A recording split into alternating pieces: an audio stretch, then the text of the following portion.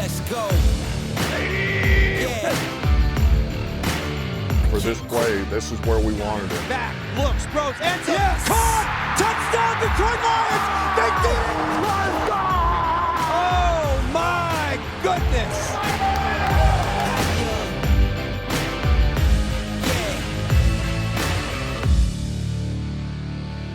This is Inside the Pride, presented by Soaring Eagle Casino and Resort and airing on the Lions TV network.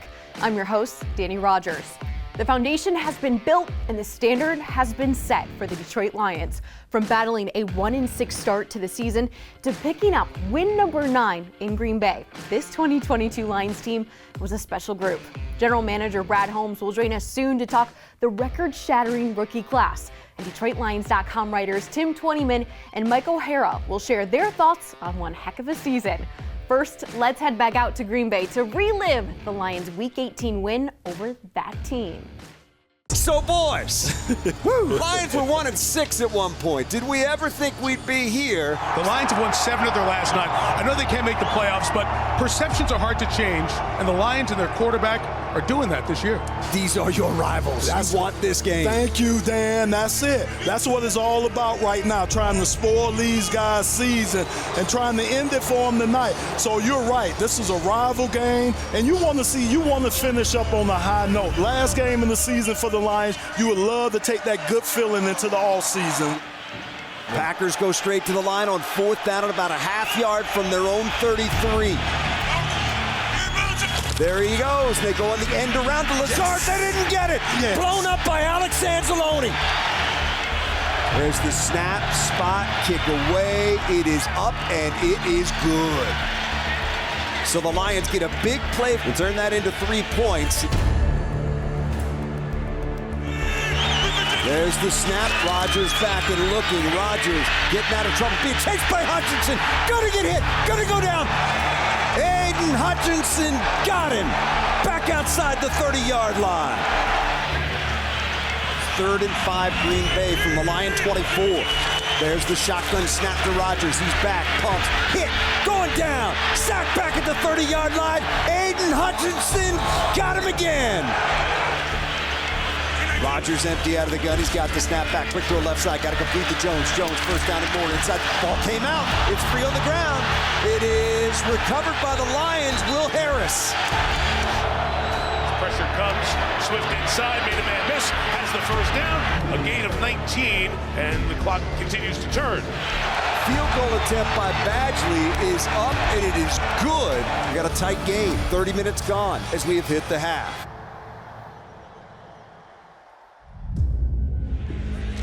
So the Lions go 3 and out to start the 3rd quarter. The Packers have it back. They're going to send the field goal unit out. It's going to be a long one from here. There's the snap, hold, kick is away. It is up, and it is off the crossbar and no good. So the Packers come up empty. Lions will get good field position out of this at their own 43-yard line. Like a boxing match. 2 fighters just kind of feeling each other out so far. We're waiting for a big knockout punch. First down, Lions at the Green Bay 44. Goff fakes the give, rolls left, wants to throw deep downfield, wants Khalif Raymond inside the 10. Raymond's got it in the end zone. No, they're going to say down at the 1-yard line. 1st and goal for the Lions from inside the 1. Goff turns, gives Jamal Williams right side end zone. Touchdown, Detroit Lions. Rogers back, steps right, comes back left. Rogers gonna get hit, gonna go down, taken down at the 39-yard line. 3rd and goal for the Lions from the 6-inch line. Goff out of the gun, hands to Jamal. This time he's in. Touchdown, Detroit Lions. 2nd of the night for Jamal Williams. 17th of the year, breaking Barry Sanders' all-time franchise record for rushing touchdowns in a single season. Rogers has got it. Back blitz comes. Rogers throws deep down the right sideline. It is intercepted by the Lions. Kirby Joseph's got it. There's the snap to Goff. Quick throw right side. They get it to Amon-Ra, who flips it back to DeAndre Swift. Inside the 20 and down to the 17-yard line. Oh, what a play. So here we go.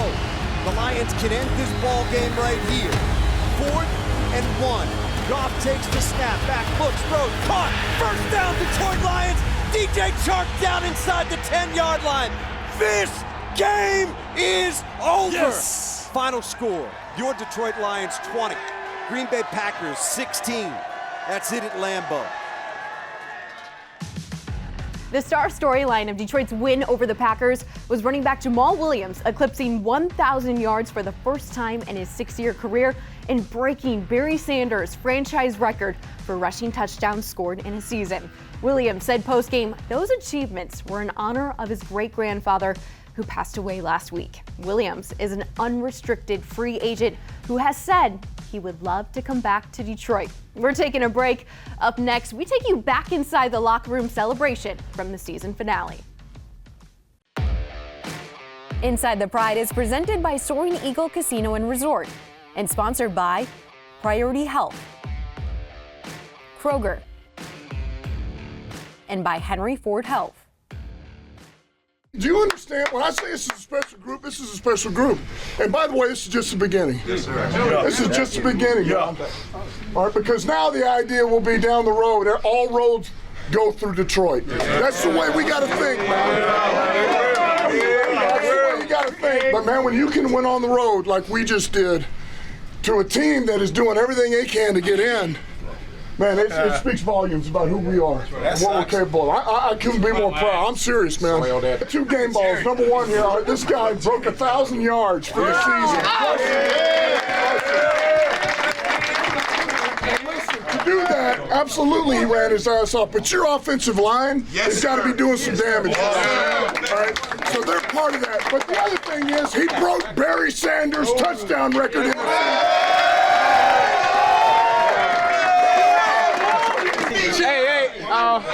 I just want to let y'all know, man, I didn't really talk about this, and I didn't let Sean tell the team about this, but my great-grandfather died last week, and I really dedicated this game for him. And I just want to let y'all know I'm so proud of y'all. I'm so proud of the way y'all work, and all the emotions just hit me after the game. And I just want to say, man, I'm so grateful to be on this team with y'all. I love it. We love you, man! We love you, man! Love you, brother. The last one here is this, all right? So, I'm just telling you. I'm just freaking telling you. Because I've been around as a player, I've been around as a coach in this league. We got, I'm telling you, the best owner. That's right. Yeah. The best owner. Yes, sir. Everything we could possibly need, every resource, you guys, she thinks about you guys all the time, man. I'm serious, and she knows everything about you. She knows everything about you, but I'm telling you, she is rock solid. She's as good as they come. She's a good freaking person, and she's competitive. And boy, she loves win. So this is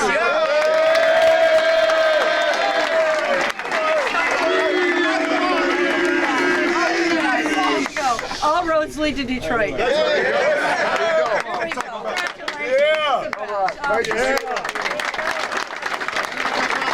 I'm proud of you guys. I'm proud of you. It's hard for it to end this way, but man, it is pretty gratifying too to know that we were 9-8. We had a winning season, gentlemen. Welcome back to Inside the Pride, presented by Soaring Eagle Casino and Resort. I'm now joined by DetroitLions.com writers Tim Twentyman, Mike O'Hara for the season breakdown and a little bit of a look ahead to what's next in the offseason. First off, you guys have covered the Lions for about 90 years between the two of you. Mike's got 80 of those. I was going to say. 89. Why will this 2022 season stick out to you guys? I think to me, it's the way it ended, you know, at Green Bay with everything to play for, the Lions playing for their pride and, you know, they're playing for each other and all of that. And they smoked them, really. I mean, 20-16, it was not that close. The better team won that game, no doubt. And for me, it's, you know, what Brad Holmes has brought in and built here. And then obviously the culture that Dan Campbell has established here. And to me, it looks like a winning culture. And I think that's what's got to have Lions fans really excited for the present and the future. Let's break down this offense. What was the secret sauce that made it so explosive this past season? Well, take this right off the shelf. They had playmakers and brought them home, and they had a quarterback who delivered. And look, I don't think that Jared Goff is the most dynamic quarterback in the league. He's not going to, you know, play breakdown. He's not going to go 80 for a touchdown, but he delivers the ball and he gets the ball to people where they can do something with it. And your playmakers can make plays when they get the ball in their hands, and he does that. Looking to the other side of the ball, that defense, it grew the most mainly because it had to. Who spurred that turnaround for the defensive side of the ball? For me, it's the young guys, right? I mean, you look at all the young guys that were on this defense early in the season, and those young guys grew up. Aiden Hutchinson, you look at the production that he had. James Houston, who we didn't even see till Thanksgiving. And then, he has 8 sacks in 7 games. And Kirby Joseph with 4 interceptions, 3 of those on Aaron Rodgers. So to me, I think the biggest difference was these young guys just grew up and they started to play more like veteran guys, and that's why this defense got better, in my opinion. Looking to the future of this franchise, who is a current Detroit Lion and also a free agent that this team, number one, they need to get back onto this squad next year? Well, I might be more in the wanna than gotta, but I think Jamal Williams, look, production, 1,000 yards, 17 touchdowns. If he comes back, and I hope he does, and I think he will, even if he got 500 yards and 7 touchdowns, that's still production. Just live up, when they give you the ball, do something with it, and he does that. If things are working and things are developing and advancing for you, why change it? The scouting combine in Indy will be here before we know it, and then it'll be the 2023 draft in Kansas City. With that said, what is the one position group that Detroit needs to look for in the offseason to fill maybe a gap going into 2023 season? Well, what do they have, the 6th pick and the 18th pick? 6 and 18 and 2 second-round picks, too, from the Hawkinson trade, too. So there's a lot of ammunition there. They can cover a lot of areas. For me, I'd like to see them improve the secondary. The cornerback spot, one of the outside spots, I think Jerry Jacobs has established himself as a really good guy. I think Jeff had a terrific season, too. They could use maybe a little bit of an upgrade at the nickel spot and some depth at cornerback. I'd like to see them upgrade, really have some stiff competition at safety and cornerback come training camp and the best man win the job, and then they're better in the back end of that defense. Okay, Tim, you mentioned Brad Holmes will make these decisions. I'm talking to Brad Holmes coming up next here on Inside the Pride. We'll see where these Detroit Lions are looking for to fill some voids going into that 2023 season. We'll be right back. I want to start with your quarterback, one of the leaders of this team, Jared Goff. You've had such a unique point of view of his career, dating back to being in LA with him, now in Detroit. When he grew this season, why did the rest of the team grow with him? Well, he's the quarterback, and with at that position, it comes a lot of responsibility and heavy burden and heavy load on your shoulders, and he understands that. That's the cool thing about Jared is. We'll have talks and he'll be like, I understand as a quarterback this happened. I understand as a quarterback. So he gets that, but we're just proud of how the way he responded from having, I always say, not having a tough year, but being in a tough situation. And him, like I've always said, we had to hold our end of the bargain in terms of putting him in the right position, and he held his end of the bargain and performed well. It was cool to see. A couple of other foundational pieces, like offensive lineman Penei Sewell, receiver Amon-Ra St. Brown, they thanked you this past week for bringing them here to Detroit. What is your response to them? Hey, that means a lot. Those guys, you go through a lot. Sometimes we get emotional with this, but you go through a lot in the process, the pre-draft process, and acquiring those guys. And it's certain guys that stand out in the process. So like Penei Sewell, I remember we did so much work on him, and then finally me and Dan had a Zoom meeting with him.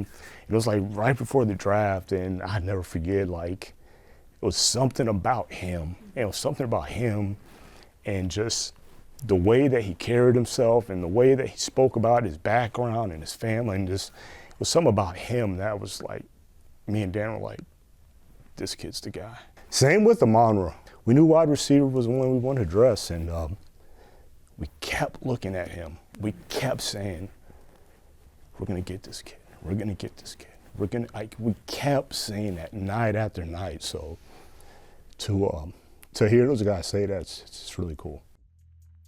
Your rookies led in sacks, TFLs, fumbles, and interceptions. What impressed you the most about that rookie class?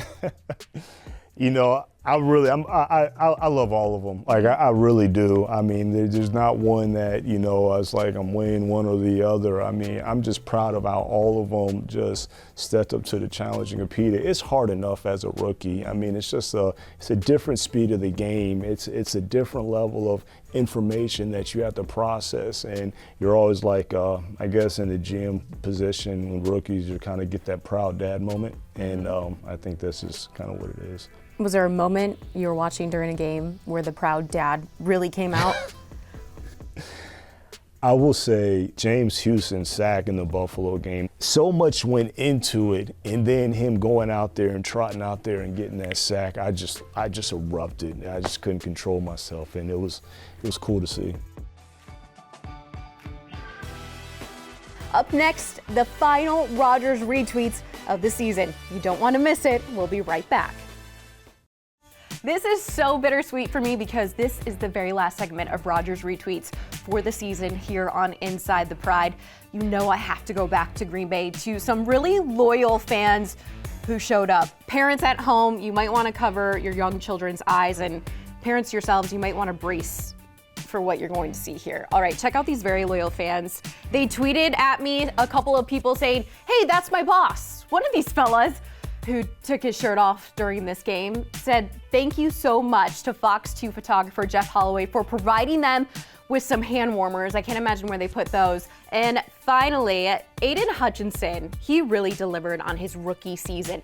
9.5 sacks to end this thing, 3 interceptions, fumble recoveries were in there. He led the team in quarterback pressures. So when you have 2 sacks against Aaron Rodgers in week 18, yes, sir, you get to go do the Lambeau leap. Look at all those Detroit Lions fans. Incredible turnout. Congrats to this guy on an incredible rookie season. And because the Detroit Lions beat the Green Bay Packers, that means Seattle was in the playoffs. Shout out to John Boyle. He made sure that Seahawks fans can, give a little thank you to Detroit by donating to the Detroit Lions Foundation. There are thousands of dollars that have been donated. A lot of comments say, in memory of Aaron Rodgers' career. Other ones congratulate Jamal Williams on 1,000 rushing yards and breaking Barry Sanders' record. And a lot of them have $12 for Detroit Lions being a 12th man to the Seahawks and getting them into the playoffs. So you are very welcome, Seattle. Last but not least, a very big thank you to everyone who has tuned in to Inside the Pride for 18 episodes. We decided to bring this show in-house. About 9 people are a part of producing and editing it every single week. That does not include Dan Campbell, who came on every week to break down his games and this team, and plus all the players that we highlighted. So thank you to everyone for supporting the first season of Inside the Pride. We'll see you next season, but before we go, let's take a look back on this incredible 2022 9-win season for the Detroit Lions.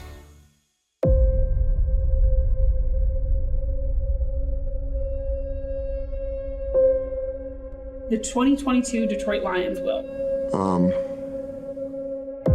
That is the word, isn't it? Grit. That's what Dan Campbell's all about. Very impressive showing here in the opener by Detroit. Wait, hit, sack! This game is over! Is up and it is no good. Missed it to the right. Your Lions needed to stop, couldn't get it. Picked up by the Patriots, going back the other way. As the Lions drop their 5th consecutive game to fall to 1-6 on the season. I know this is difficult. We really believe in our process. We've got the right people in place to pull this off. Picked up by the Lions. Ball game over. Boys, let's get out of here. Man, did this team need that. Picked up by the Lions. Okuda coming the other way to the house. That's it. Game over. Into the end zone. Number 3 on the day for Jamal. And this team's beginning to feel some confidence. This is the team of grit that we've been waiting to see from Dan Campbell. The 2022 Detroit Lions will be the team that can and will. Wants to throw it to Sewell. He caught it. Put it away, boys. Put it away. Hey, it feels different, right? It feels different. Lead control on this. To the 5. Yes. To the end zone. Touchdown, Detroit Lions. They've set a new standard for what should be expected from the Detroit Lions. It's not about what's happened in the past. It's about what's happening right here, right now. It was one of the reasons I want to be here because I knew this could be a special place. When you get a winner here in Detroit, it'll be something special.